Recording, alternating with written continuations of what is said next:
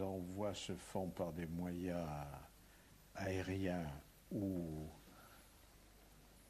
bateaux, et qu'il faut choisir avec prudence. Deuxièmement, il faut que tout ça soit fait de façon à ce que on ne puisse pas dire que ce sont des envois clandestins. Donc c'était des envois qui étaient faits au gouvernement ivoirien, lequel le gouvernement ivoirien, après, en faisait ce qu'il voulait.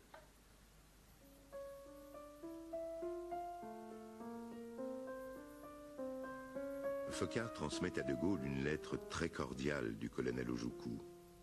Elle est rapportée du Biafra par Philippe Le Terron, qui l'avait en grande partie écrite. Votre Excellence est réellement considérée en Afrique comme notre père à tous. Il n'est donc pas surprenant que vous ayez montré une rare compréhension et un intérêt évident pour notre nouvelle République du Biafra, dans laquelle votre nom est désormais prononcé par tous les habitants. J'ai la profonde conviction que cette admiration formera une base solide pour une coopération culturelle, économique et politique entre nos deux pays. Signé, lieutenant-colonel Odumegwu Ojukwu, chef d'État, République du Biafra. De Gaulle, I regret I never met, but I consider one of the greatest men of our time. He understood, and he understood us through Houphouët-Boigny. And certainly his understanding was in a way a pillar from which we continued our resistance. When you have an international personality such as General de Gaulle behind you, understanding your plight, obviously it will only take some time before others begin to understand. I use it a lot within to encourage and build up morale. Go on, go on. Very soon, de Gaulle will recognize us.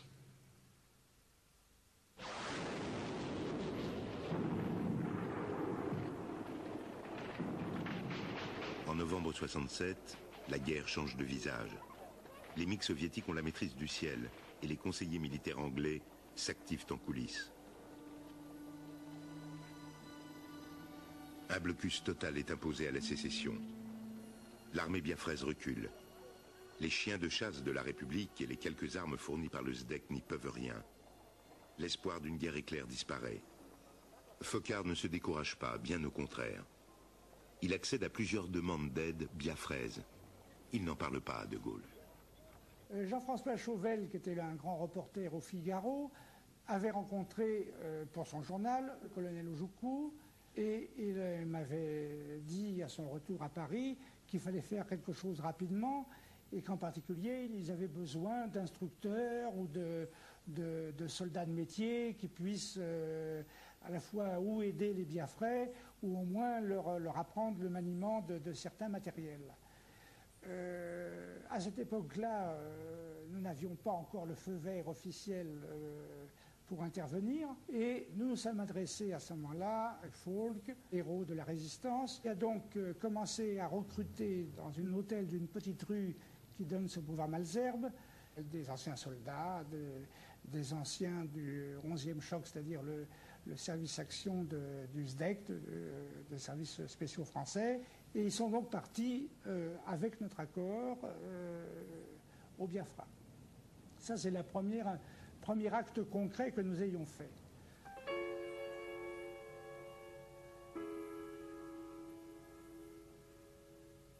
I never really supported mercenaries.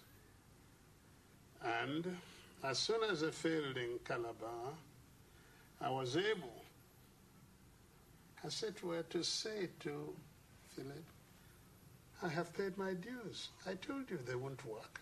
See what happened. And I'm almost having a mutiny on my hands because my other troops, the Biafran troops, are now complaining that what was not given to them, was lavished on these people, and look at the withdrawal.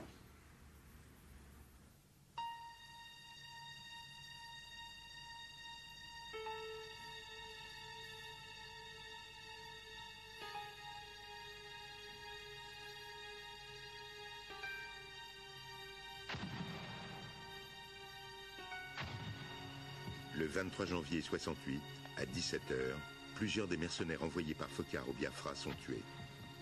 Après les chiens de chasse, c'est au tour des mercenaires, une cinquantaine, de quitter le Biafra. Foccart n'a plus personne sur le terrain. Il atteint les limites d'une action secrète menée en marge de la République. C'est le prix de la discrétion. Jusque-là, elle lui avait toujours réussi en Afrique. Au printemps, les Biafrais perdent leur accès à la mer. Ils sont assiégés dans un réduit de 170 km de côté. De Gaulle ne croit plus à une victoire militaire biafraise. Dernier espoir de Foccart pour engager la France dans le conflit, la solution diplomatique. Il est convaincu que si plusieurs pays africains reconnaissent le Biafra, la France les imitera. C'est en tout cas ce que lui a laissé entendre De Gaulle. Foccart, qui connaissait l'Afrique beaucoup moins bien que moi, il connaissait beaucoup les Africains, mais il connaissait mal l'Afrique. Lui, Foccart, croyait que la révolte biafraise pouvait réussir à condition d'être soutenue de l'extérieur, alors que moi, j'étais persuadé que la révolte biafraise ne pouvait pas réussir, et d'abord parce qu'elle n'avait pas de l'extérieur tout le soutien qu'elle aurait pu avoir.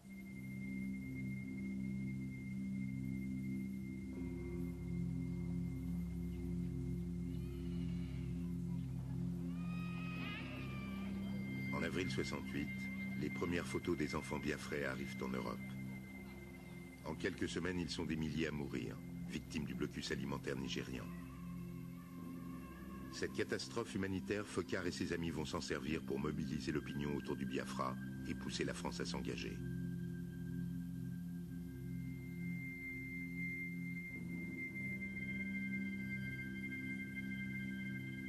Caserne Mortier, siège du SDEC, Paris. Autour de la table, le psychologue des services spéciaux, un représentant de la cellule Afrique de l'Élysée et le colonel Maurice Robert. Je pense qu'il faut parler des médias, et en particulier des médias français, mais également britanniques. Lorsqu'on a lancé le mot génocide, nous avons fait une manipulation de la presse, c'est sûr, pour que ce terme soit accueilli. Et il faut reconnaître que c'est Le Monde qui, le premier, a utilisé le mot génocide, et après ça a suivi, tous les médias l'ont repris.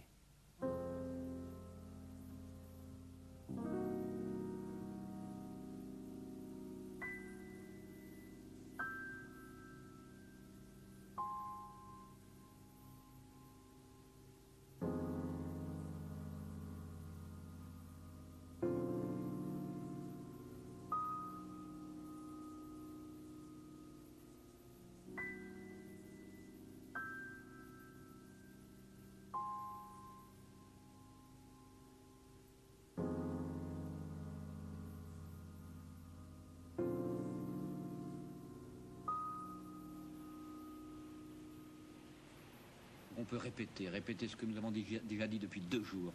Il faut envoyer et envoyer vite. Vite, aux adresses que vous connaissez. Comité français contre la faim. Compte chèque postal. 3, 63, Paris. Début août 68, un appel national aux dons est lancé. Il rencontre un succès inespéré. La France, déchirée il y a quelques semaines encore par les événements du mois de mai, se réconcilie autour du Biafra. Le mot génocide est décidément bien efficace. Quand on a choisi le mot génocide, bon, il y avait plusieurs possibilités. Il y avait aussi massacre, il y avait aussi écrasement. Mais le seul mot qui était vraiment le plus parlant, c'était génocide. C'est d'ailleurs comme ça qu'on a pu émouvoir un peu le général de Gaulle qui tout de même, devant l'étendue des pertes, a commencé à réagir.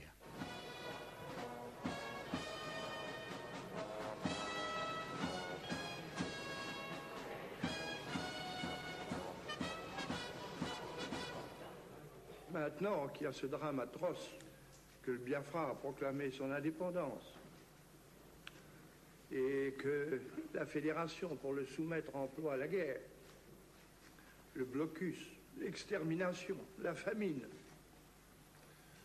comment imaginer que les peuples de la Fédération, Ibos compris, reprennent une vie commune? La France, dans cette affaire, aide le Biafra dans la mesure des possibilités. Déjà d'ailleurs, il y a des États d'Afrique de l'Est et de l'Ouest qui ont reconnu le Biafra, d'autres le reconnaîtront peut-être. C'est dire que pour la France, la décision qui n'est pas prise n'est pas exclue de l'avenir. Mesdames, Messieurs, j'ai terminé. Je vous remercie de votre aimable attention. La France ne reconnaît toujours pas la sécession. Pour Foccart, c'est un échec. Mais en coulisses, De Gaulle semble s'y préparer activement. Il charge Foccart de monter une vaste opération secrète de transport d'armes vers le Biafra. Foccart choisit le Gabon comme base arrière. Il vient d'y faire élire président le jeune Albert Bongo, qui ne peut rien lui refuser. Il fait aussi appel à Houphouët-Boigny, encore lui, pour payer discrètement l'addition. Il sera remboursé 2 ans plus tard grâce à un prêt bidon du ministère de la Coopération. En attendant, il s'agit d'organiser l'intendance, ou plutôt le bricolage. Il y a si peu de monde à la cellule Afrique de l'Élysée.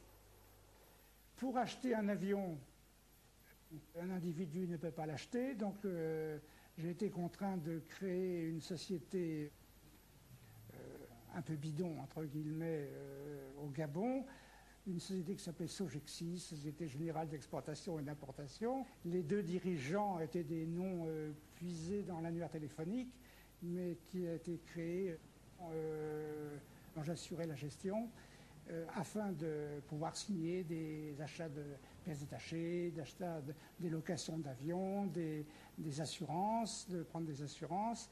Et c'est comme ça que petit à petit, nous avons commencé à grossir en importance et à faire de cette base de Libreville quelque chose qui a fonctionné. Et je dois ajouter qui a fonctionné dans la plus grande discrétion.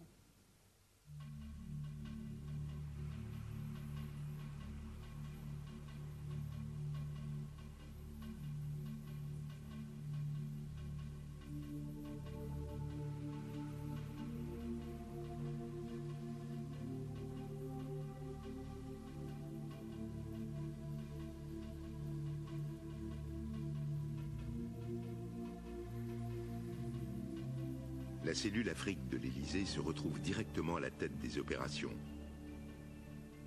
Au Biafra, Foccart fait aménager une piste d'aviation sur une portion de route. À Libreville, il installe une vingtaine d'anciens militaires français pour s'occuper de la logistique. Il recrute les pilotes au SDEC ou chez Transgabon, la société de son ami Brouillet.